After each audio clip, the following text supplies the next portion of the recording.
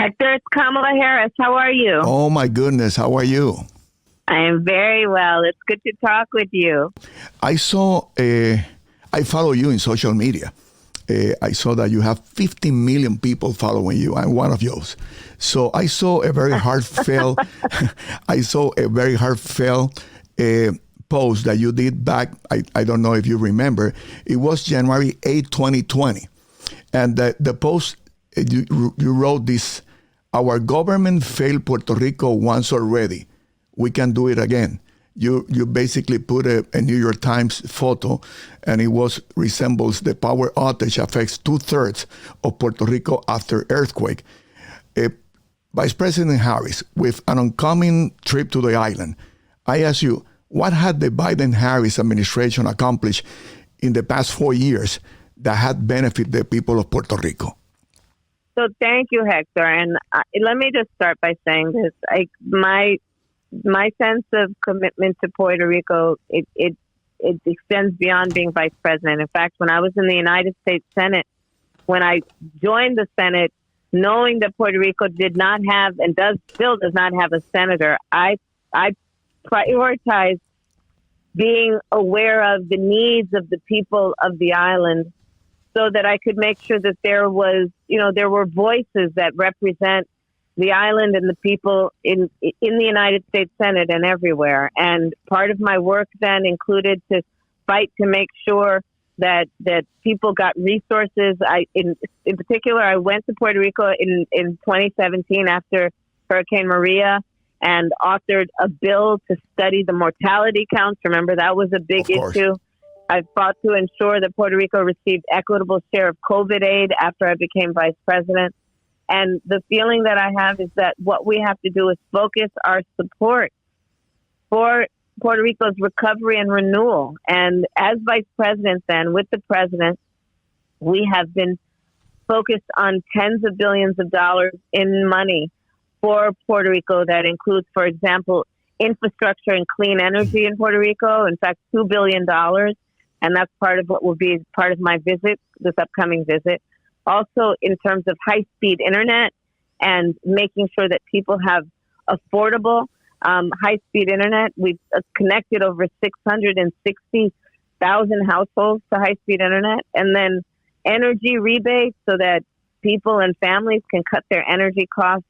And, of course, the work that we're doing to help seniors save on prescription medication. So these are some of the issues that I've been focused on just as vice president. But my commitment to Puerto Rico and the people of Puerto Rico is longstanding.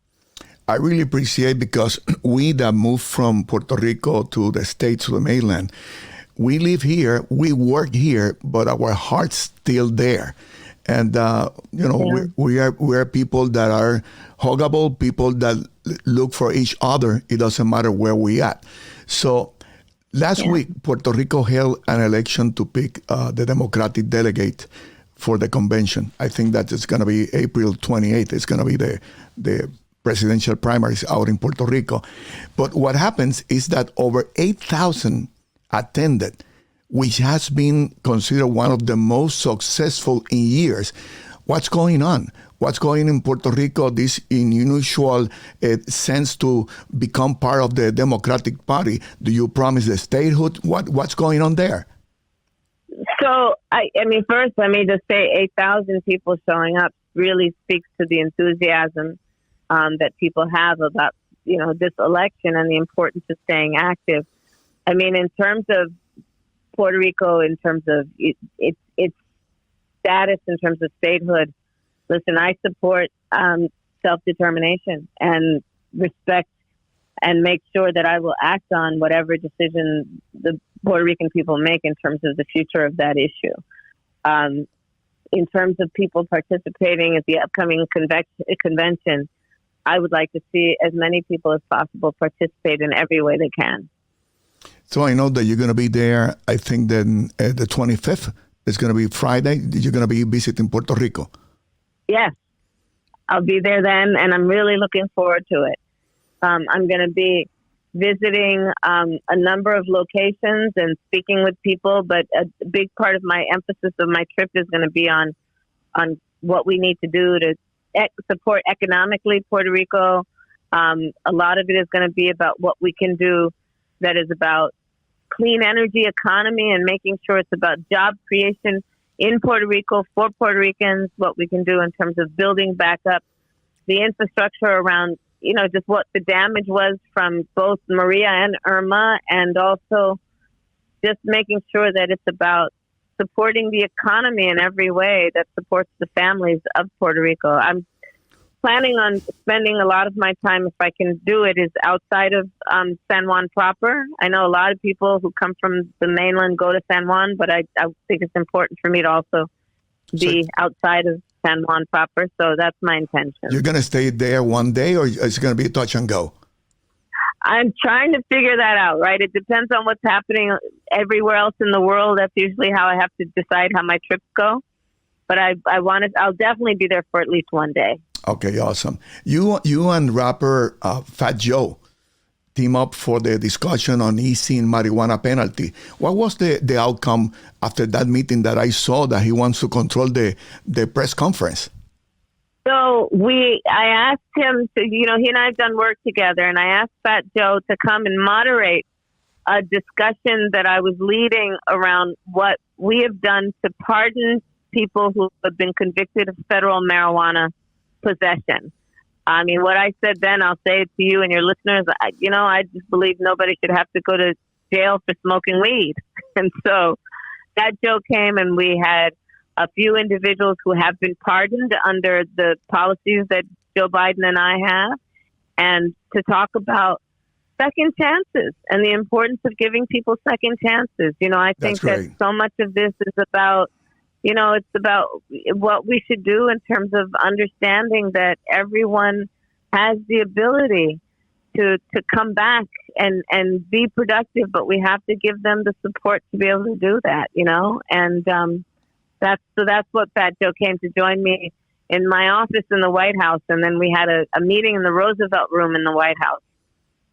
I like it very much. I love it, that press conference.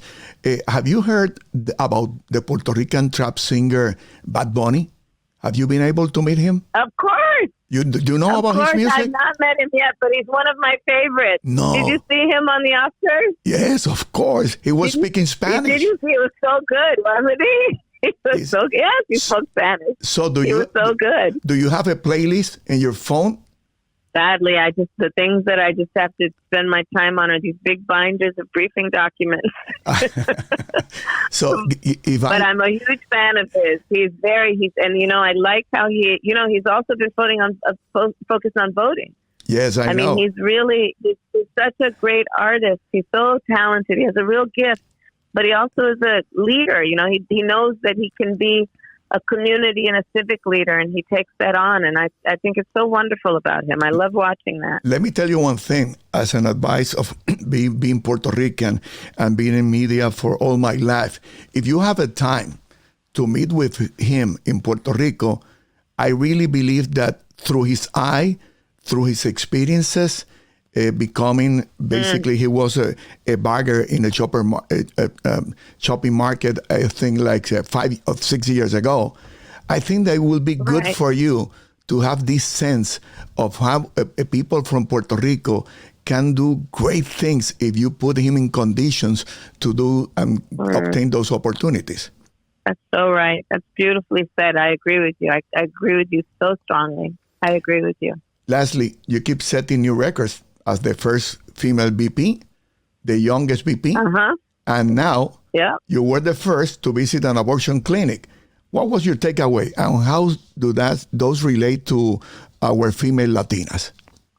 Well, listen, first of all, it's such a shame that so many women are being impacted. 1 in 3 women of reproductive age lives in a state with an abortion ban. And, the point is that we have to trust women to know what's in their best interest. And certainly that they should have a right, women have a right to be able to make decisions about their own body and not have their government tell them what to do.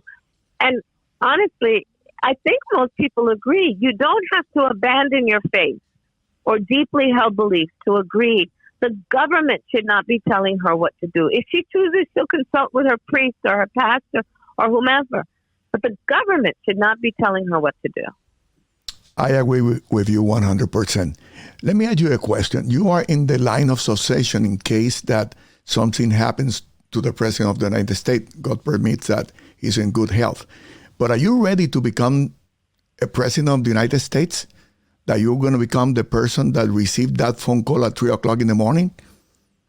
Well, as you said, the president is in good health and he's going to be fine and nothing's going to happen. But if called upon, like every vice president of the United States who's ever been asked this question, the answer, of course, is yes, I would be. But I will tell you, he's going to be fine. I received this monkey survey.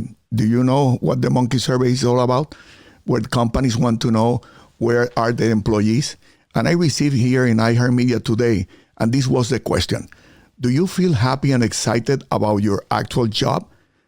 Is this being your dream job? That's a question that I would like to ask you. Is this your dream job? Yes, I love my job. And let me tell you, I am, and I'll tell you why.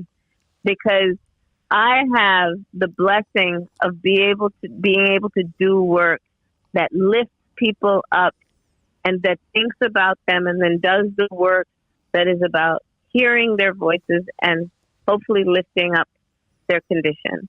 Whether it be the work that I have done to make sure that we get more money to small businesses, the work that I have done that is about making sure that we focus on helping the least of these and doing that work around everything from student loan debt relief to what we are doing to make sure we cap the cost of insulin for seniors at $35 a month. This is the work I do. And I know it benefits so many people I may never meet, but will forever impact their lives. So I feel it's a real blessing to be able to do this work.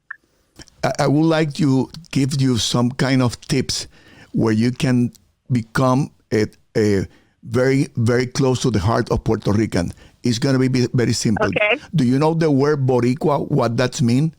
Yes, it means love of Puerto Rico, doesn't it? Right. Basically, is that the way that we ourselves basically consider us, this is derived from the Borican and from the Taínos, the Indians.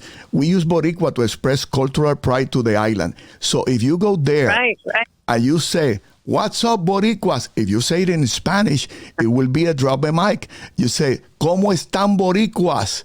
I think that you will kill them. ¿Cómo están Boricuas? That's it. You can say that Héctor Marcano told me to do so. And remember, put a post. If you do that, please post and we'll repost to every corner of the world.